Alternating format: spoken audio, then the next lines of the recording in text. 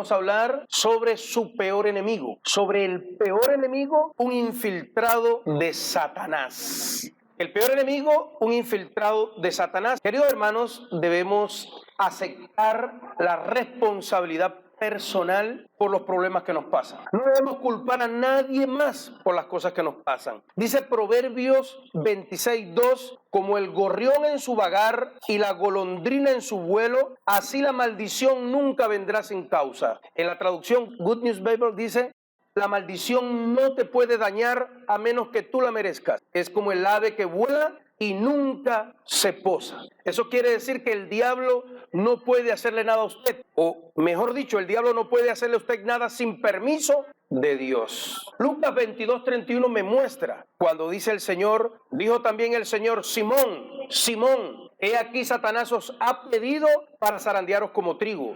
Y en la traducción lenguaje actual dice, después Jesús le dijo a Pedro, Pedro, escucha bien, Satanás ha pedido permiso a Dios para ponerle pruebas difíciles a todos ustedes y Dios se los ha dado.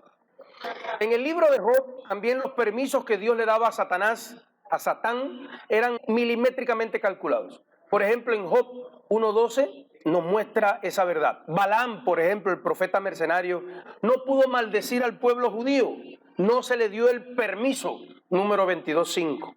Y cuando Dios determinó destruir al rey Acab, le dio permiso a un espíritu en minúscula, un espíritu de mentira para que engañara al rey Acab. Y eso está en 1 Reyes 22:19-23. Y podemos buscar muchos ejemplos bíblicos donde muestra que Satanás no puede actuar sin permiso del todopoderoso Dios. Jesús mismo dio permiso a los demonios para entrar en los cerdos, Mateo 8:31. Entonces no debemos culpar a nadie más. El diablo no puede hacerle a usted nada sin permiso de Dios porque Dios tiene la supremacía y el control absoluto de todas las cosas. Isaías 40:25, el santo, el Dios santo pregunta, ¿con quién me van a comparar ustedes? ¿Quién puede ser igual a mí? Entonces, ¿quién puede determinar tu derrota o tu victoria en la vida de creyente? Las cosas difíciles que nos pasan, el Todopoderoso las permite porque aunque no querramos admitirlo, son justas consecuencias de nuestros actos. Por eso vamos a desenmascarar al peor enemigo que tú tienes. El peor enemigo, el ego, un infiltrado de Satanás. La inteligencia militar se dedica a la tarea de obtener información del enemigo para planear mejor las operaciones asociadas al espionaje. Se dedica, entre otras cosas, a infiltrarse en el enemigo y obtener información que abarca desde la recolección de datos, desde la recolección de información acerca de la tecnología, el orden de batalla, enemigos, equipos, entrenamiento, bases militares, comunicaciones y otras. La contraparte de esta contrainteligencia militar es la que se ocupa en evitar que el enemigo te haga inteligencia, que el enemigo se entere de tus secretos. Esta contraparte de la inteligencia militar evita que el enemigo obtenga información del ejército en cuestión. Entre sus estrategias está la de crear desinformación.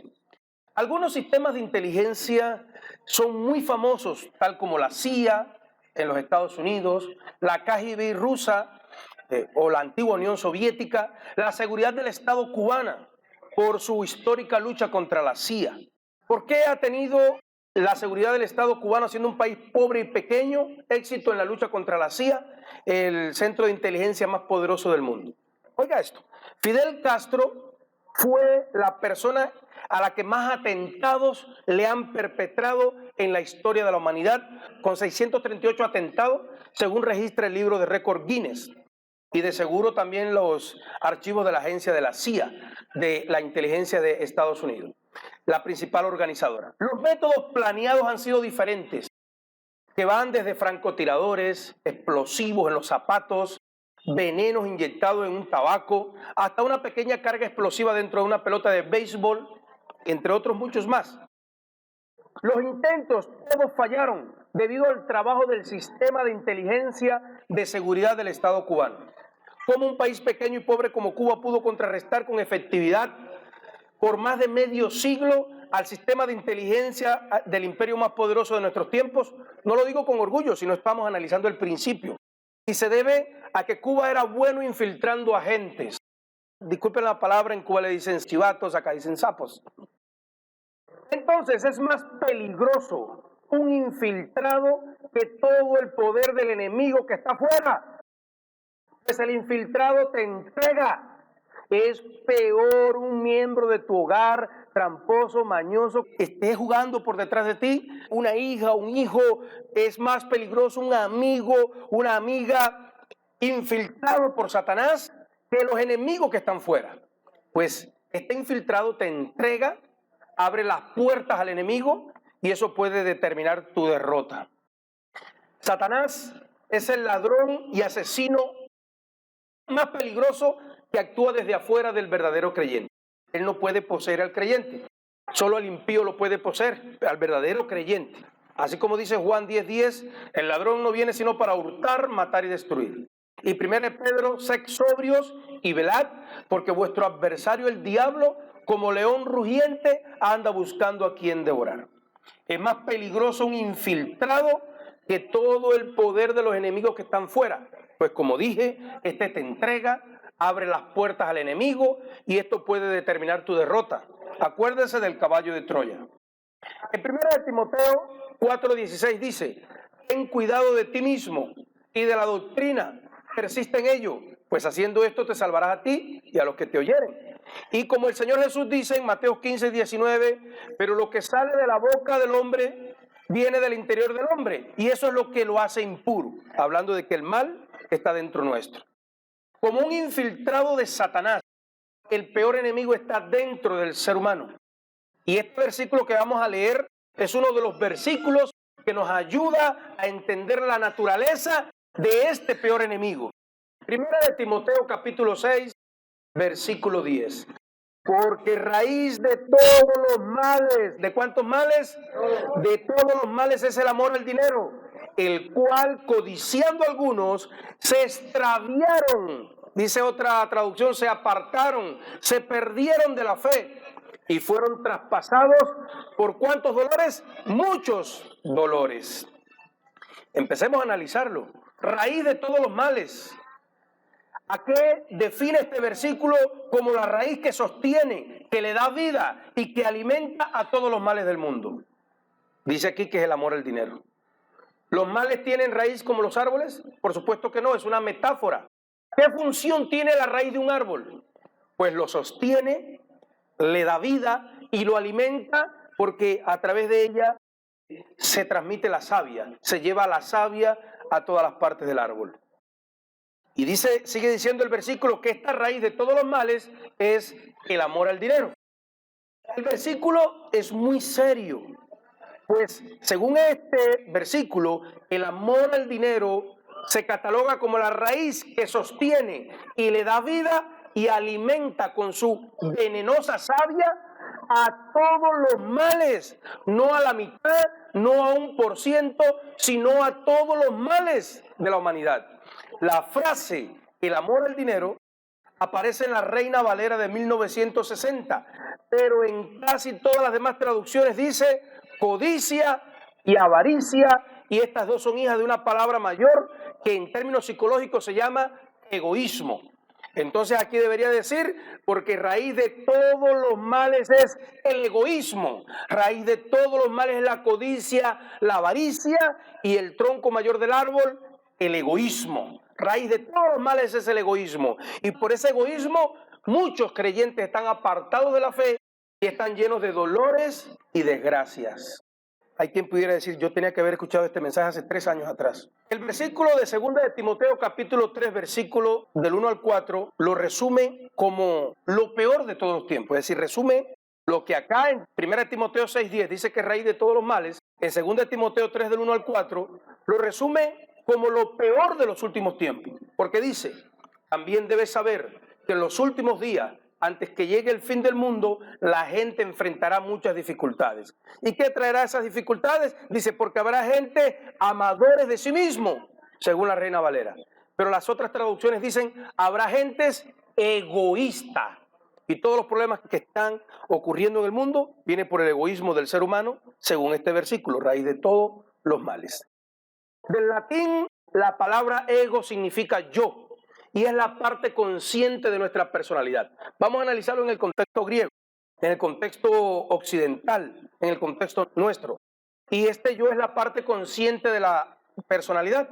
En cuestión de conducta, el egoísmo es buscar el interés o el bienestar propio por encima del interés y el bienestar de los demás. El egoísta no puede ponerse en el lugar de las otras personas. No puede ponerse en los zapatos de los demás, quitándose primero los zapatos del mismo. En el egoísta hay ausencia de interés por los demás, se cree el centro del universo. Toda acción pecaminosa procede de algún tipo de ego. Todo que ha sido incubado dentro de nosotros. El pecado no es más que el resultado de actitudes egoístas. Gálatas 5, 19 al 21 dice: y manifiestas son las obras de la carne, que son adulterio, fornicación, inmundicia, lascivia, idolatría, hechicería, enemistades, pleitos, celos, iras, contiendas, disensiones, herejías, envidias, homicidios, borracheras, orgías y cosas semejantes a estas, acerca de las cuales os amonesto, como ya os he dicho antes, los que practican tales cosas no heredarán el reino de Dios. También puede encontrar un listado de acciones egoístas en 1 Corintios 6:9, Romanos 1:27, 2 Corintios 3, del 1 al 4 y Deuteronomio 18:9. Todas las obras de la carne y pecados de alguna u otra manera provienen del egoísmo, que es la raíz de todos los males. Mas solo vamos a hablar de algunos principales entre ellos. Analicemos el egoísmo, como dije, desde el contexto griego. Aquí dice que el ego es como la raíz de la maldad que da alimento al tronco, y de ahí a las ramas, y de ahí a las hojas. La raíz principal de todos los males es el egoísmo. Las ramas que producen este árbol malo son, entre otros, el orgullo, la avaricia o la codicia y la envidia. Una de las principales ramas de este árbol, vamos a analizar primero el orgullo. Es el orgullo como el hijo mayor, como el tronco más grueso. ¿Quién fue el primer orgulloso, por lo tanto egoísta del universo? Isaías 14, 12 al 14. ¿Cómo caíste del cielo, oh lucero, hijo de la mañana? Tú que decías en tu corazón: subiré al cielo, en lo alto junto a las estrellas de Dios levantaré mi trono. Sobre las alturas de las nubes subiré y seré semejante al Altísimo. Lucifer, lleno de orgullo, quiso ocupar el puesto de Dios, del Señor Dios Todopoderoso. ¿Y por qué motivo se volvió orgulloso Lucifer? Aunque este pasaje habla del rey de Tiro, sabemos que en su significado más profundo habla de la rebelión de Lucifer. ¿Por qué motivo se volvió orgulloso Lucifer? Y podemos aprender de este pasaje mucho para nuestras vidas. Porque, como dijimos, las mismas causas que provocaron que el diablo, a pesar de que fuera creado perfecto, fuera corrompido con el ego, en este caso en forma de orgullo, son las mismas que vuelven orgullosos, altivos y corrompen al hermanito más humilde de nuestras congregaciones, o al pastor más humilde de las congregaciones. Analicemos el versículo, Ezequiel 28:14. Tú, querubín grande, protector, yo te puse en el santo monte de Dios, allí estuviste en medio de piedras de fuego, te paseabas. A los que les gustan los Avengers, aquí donde dice piedras de fuego, en el original dice gemas de fuego. Piedras, gemas. Sigue diciendo en el 15, perfecto eras en todos tus caminos, desde el día que fuiste creado, hasta que se halló en ti maldad. ¿Por qué? Dice 3 veces la palabra causa. A causa de la multitud de tus contrataciones, primer motivo, fuiste lleno de iniquidad y pecaste. Yo te eché del santo monte de Dios y te arrojé de entre las piedras de fuego, oh querubín grande protector. El 17, se enalteció tu corazón. ¿Por qué? A causa de tu hermosura. Segundo motivo, y corrompiste tu sabiduría. Tercer motivo, a causa de tu esplendor. Entonces, como dijimos, menciona 3 veces la palabra causa para que se enalteciera el corazón y entrara maldad, y la primera fue multitud de las contrataciones. En otra traducción dice, por la abundancia de tu comercio. Muchos creyentes que pasan por dificultades de todo tipo, problemas económicos, se arrodillan y hasta le lloran a Dios por la solvencia económica. Y cuando Dios hace el milagro, cuando los bendice y el pequeño negocio crece y se expande y aparece un empleo provechoso, entonces ya algunos hermanitos no caminan, sino levitan, inflados por el orgullo. Para el Dios Todopoderoso no es difícil bendecirnos. Para nosotros es difícil seguir siendo humildes cuando somos prosperados. Muchas veces los problemas económicos que nos han venido es porque Dios nos está preparando para cuando venga la próxima etapa donde nos va a bendecir, podamos seguir siendo humildes. Segunda, a causa de tu hermosura. En otras traducciones dice, tu belleza te llenó de orgullo. Hizo nacer maldad en ti. Y por eso Satanás pretendió usurparle el trono a Dios, porque era muy lindo. Llega un adolescente a una congregación, siendo más fea que la tía mayor, y cuando crece y se desarrolla, cuando ya está más bonita, ya no camina, levita. Y ya no quiere al novio feíto que toca la batería o la guitarra, no. Porque su fealdad lo protege de niñas como esas. Ya quiere ahora al joven alto y simpático, pero mundano, que tiene el cuerpo lleno de tatuajes y la cara llena de piercing. Parece que chocó con una cerca y le quedó la cerca colgada en la cara. Y también tiene la vida llena de maldades. Y la tercera causa, dicen todas las traducciones, a causa de tu esplendor. Aunque el diablo se llenó de orgullo por su prosperidad, belleza y esplendor, quiso ser igual a Dios. Todos sabemos que solo Dios es infinito, que todo lo sabe, que todo lo puede y no hay nadie como Él. Isaías 40:25 dice, ¿a qué pues me haréis semejante o me compararéis? Dice el Santo. Levantad en alto vuestros ojos y mirad, ¿quién creó estas cosas?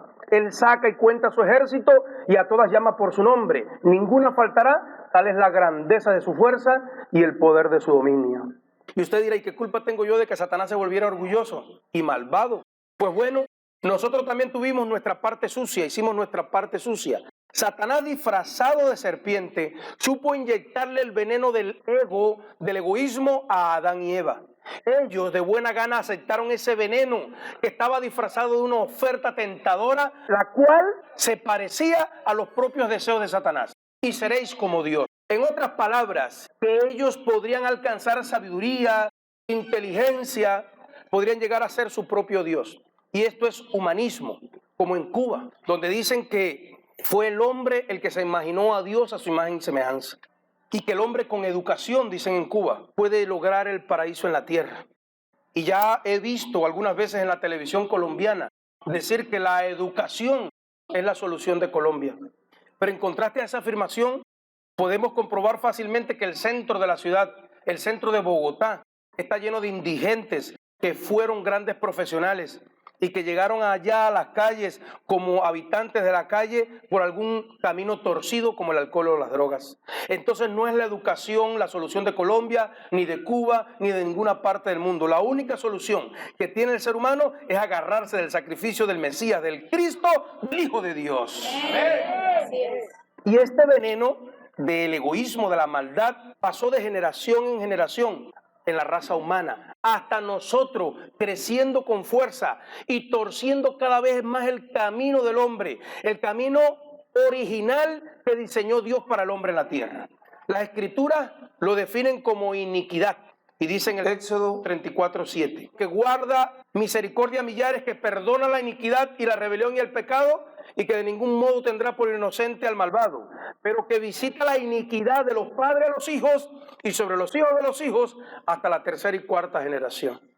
Muchos de los problemas de los cuales no nos hemos podido deshacer, y maldades y egos, vienen de nuestros padres y abuelitos. A veces no lo sabemos, a veces sí, pero asimismo, si no buscamos de Dios, se los transmitimos a nuestros hijos. Por lo que todos tenemos egoísmo. Si se transmitió de generación en generación, todos tenemos egoísmo. Por eso dice la Biblia en Romanos que todos pecaron y todos están destituidos de la gloria de Dios. Hasta un niño inocente que no ha conocido la droga, la violencia, la idolatría, la lujuria, es capaz de clavar los dientecitos en su amiguito, en su hermanito, para no compartir el juguete o el dulce. Hasta un niño inocente, digamos, tiene ego. Mira lo que dice el Salmo 58:3. Se apartaron los impíos desde la matriz. Se descarriaron hablando mentiras desde que nacieron. ¿Desde cuándo tienen maldad los impíos? Desde que nacieron. ¿Desde dónde? Desde la matriz. Dice el versículo 4. Veneno tienen como veneno de serpiente. Son como aspic sordo que cierra sus oídos y no oye la voz de los encantadores, ni el más buen encantador. Es curioso que el Salmo diga literalmente que el hombre tiene veneno como de serpiente. Pareciera que Dios no quiso ni disfrazar de metáfora y nos lo dijo directamente, aludiendo a que Satanás se disfrazó de serpiente y clavó el veneno en Adán y Eva para engañar a Adán y Eva. Y es por ese veneno del orgullo que viene del egoísmo, que los incrédulos no escuchan y cierran sus oídos hasta el mejor de los predicadores, aunque trate de convencerlos el mejor predicador. El orgullo tiene dos significados en el diccionario, uno negativo y otro positivo. El orgullo positivo es cuando se valora o se respeta o se está satisfecho por algo relacionado con uno mismo o con otra persona, que se considera de algún mérito. Por ejemplo, usted podía estar, sin ser egoísta, estar orgulloso de su hijo porque es obediente, de su iglesia por la construcción o por la palabra, por la adoración, podía estar orgulloso de su Dios. Estamos hablando de ese orgullo positivo, pero el orgullo negativo, y lo consideramos hijo del egoísmo, cuando eso que se valora y respeta y por lo que se está satisfecho se considera que merece mérito, despierta un sentimiento, una actitud que hace que nos consideremos superior a los demás. Es exceso de amor propio, es estimación o admiración excesiva de uno mismo, lo que implica un menosprecio de lo que hacen, piensan los demás, por lo que el orgulloso menosprecia, desvaloriza y rechaza a otro. Se puede entender como soberbia, petulancia, engreimiento y jactancia. Es lo contrario a la modestia y al recato. El orgulloso se cree el más lindo, el más fuerte, el más inteligente, el más espiritual del pequeño mundo que conoce. Dijo José Martí, un poeta, escritor y héroe cubano: cree el aldeano vanidoso que el mundo entero es su aldea. Si hablamos de una empresa o iglesia grande, él se cree el mejor de todos. Y si lo sacan de ahí, se pierde la iglesia o se pierde la empresa. Si se trata de una pequeñita, de todos modos se cree el mejor. Incluso entre 4 habitantes de la calle, hay uno que se cree mejor porque tiene mejor cobija o porque demora más tiempo en llegar al éxtasis con lo que respira. Segunda rama del árbol o hija del egoísmo, la avaricia, que es sinónimo de codicia. Es el deseo desorbitado de tener más, generalmente por encima de los otros. Es afán de riquezas. En cualquier sociedad y época ha sido demostrada como un vicio, pues se trata de un deseo que sobrepasa los límites de lo común y lo legal. Proverbios 27:20. El Seol y el Abadón nunca se sacian, así los ojos del hombre nunca están satisfechos. En la Biblia Dios habla hoy de 1996, dice: la muerte, el sepulcro y la codicia del hombre jamás quedan satisfechos. Éxodo 20:17, no codiciarás la casa de tu prójimo, no codiciarás la mujer de tu prójimo, no codiciarás la moto de su prójimo, ni su siervo, ni su criada, ni su buey, ni su asno, ni cosa alguna de tu prójimo. La tercera hija del egoísmo es la envidia. La envidia, que es codicia, celo, rivalidad, es aquel sentimiento o estado mental en el cual existe dolor o desdicha por no poseer uno mismo lo que tiene el otro, sean bienes, cualidades superiores u otras cosas. Hermano, contra eso hay que luchar mucho. Eso, los latinoamericanos somos campeones mundiales en envidia. ¡Qué cantidad de envidia, Dios mío! ¡Qué cantidad de envidia! Cuando la envidia te lleva a actuar y dañar lo de los demás, es una envidia que produce ya maldad.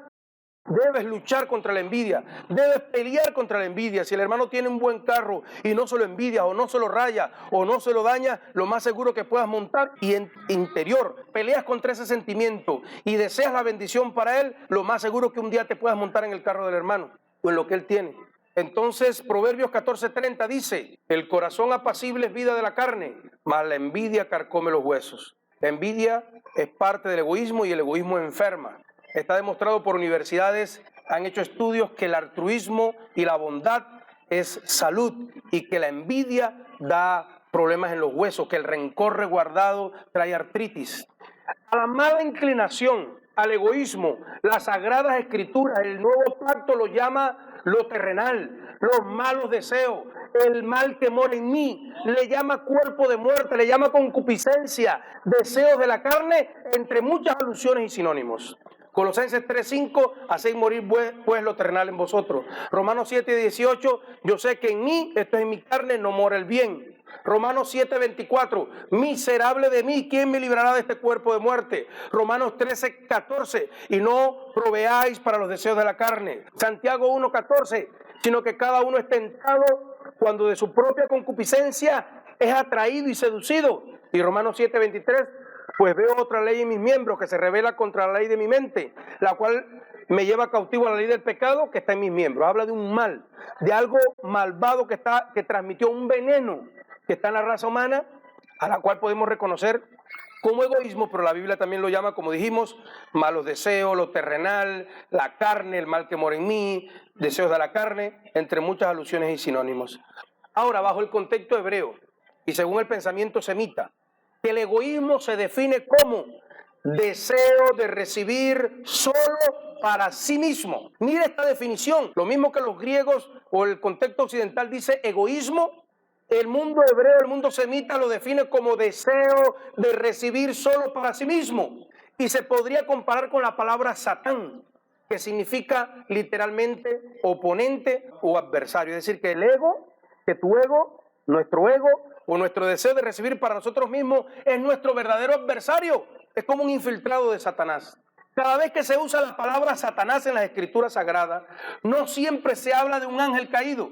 A veces habla de una actitud humana opuesta a la voluntad de Dios, que está motivada siempre por el deseo de recibir solo para sí mismo. El egoísmo es esa actitud humana opuesta a la voluntad de Dios. Mateo 16:23 dice, pero él, hablando de Jesús, volviéndose a Pedro dijo, quítate delante de mí, Satanás, me eres tropiezo porque no pones la mira en las cosas de Dios, sino en las cosas de los hombres. Es decir, el Señor Jesús le dijo a Pedro, Satanás.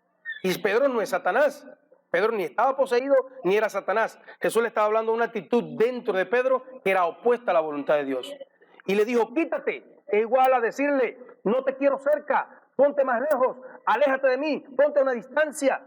Porque lo que me interesa enfatizar ahora es que Jesús le dijo a Pedro, Satanás, y sabemos que, como dije, Pedro no era un ángel caído y tampoco era Satanás y tampoco estaba poseído. Jesús le estaba hablando a la actitud de Pedro contraria a la voluntad de Dios, porque Pedro, al igual que algunos judíos, esperaba al Mesías, a un Mesías político, un Mesías que restauraría la supremacía política de Israel sobre el resto del mundo y las naciones. Y pensó Pedro que si Jesús era el Mesías, tal como se lo había revelado el propio Padre, el rey del mundo, entonces cuando Jesús llegara en su reino a gobernar el mundo, entonces Pedro tendría un buen cargo y una buena posición. Cuando Jesús dijo que lo iban a crucificar, dijo, no te pase eso, Señor. Jesús le dijo, apártate de mí, Satanás. Tienes tu vista puesta en las cosas de los hombres y no en las cosas de Dios. Le hablaba no a Satanás, sino a la actitud egoísta que había en Pedro, que era como Satanás. ¿Ha oído hablar de la ley del embudo? Lo angosto para él y lo ancho para uno. O como dicen por allá por Santander, la ley del zancudo, la sangre para él y la roncha para uno. Dicen así. Esto se debería decir, porque la raíz de todos los males es la ley del embudo. Lo quieres todo para ti, nada para mí, mano. El deseo de recibir solo para sí mismo. La raíz de todos los males es la ley del zancudo. Me quiere chupar la sangre. Y sigue diciendo, el cual codiciando algunos se extraviaron de la fe. La Biblia, ediciones en USA, dice, se apartaron de la fe, se atormentaron con muchos y agudos dolores. Es decir, cuando dice se extraviaron de la fe, en otras traducciones dice se apartaron de la fe, se alejaron de la fe, se extraviaron de la fe.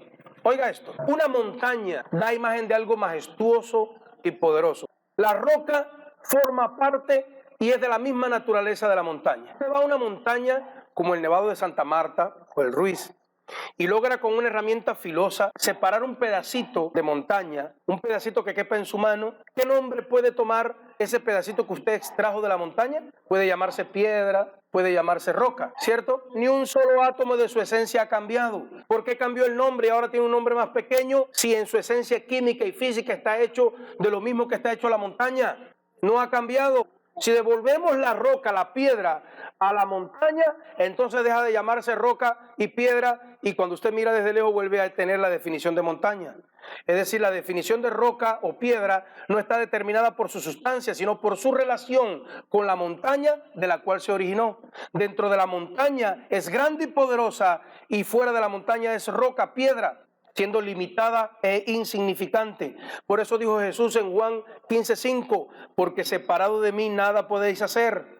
Isaías 51:1 dice, oídme lo que seguís la justicia, los que buscáis a Jehová, mirad la piedra desde donde fuisteis cortado y el hueco de la cantera donde fuisteis arrancado. Padre Santo, Dios es poderoso y no está limitado, pero nosotros somos vulnerables, enfermos y con muchas limitaciones. Eso muestra que aunque digamos que somos creyentes, existe una separación entre nosotros y Dios, al igual que la roca de la montaña. A pesar de que nosotros también estamos hechos a la imagen y semejanza de Dios, entonces si Dios es rico, poderoso, nos estresa, nos enferma, ¿por qué nosotros estamos llenos de enfermedades, angustias y problemas? Porque fuimos arrancados, el ego nos apartó de Dios. ¿Cuál es la herramienta filosa, culpable, que corta, separa y mantiene un espacio entre Dios y nosotros y nos llena de muchos y agudos dolores? El egoísmo, el cual es la raíz de todos los pecados y de todos los males. Es una gran y profunda verdad esa de que el ego nos tiene y nos mantiene separados de Dios, que crea un espacio entre Él y nosotros. Por eso dice el Salmo 138:6, porque Jehová es excelso y atiende al humilde, mas al altivo mira de lejos.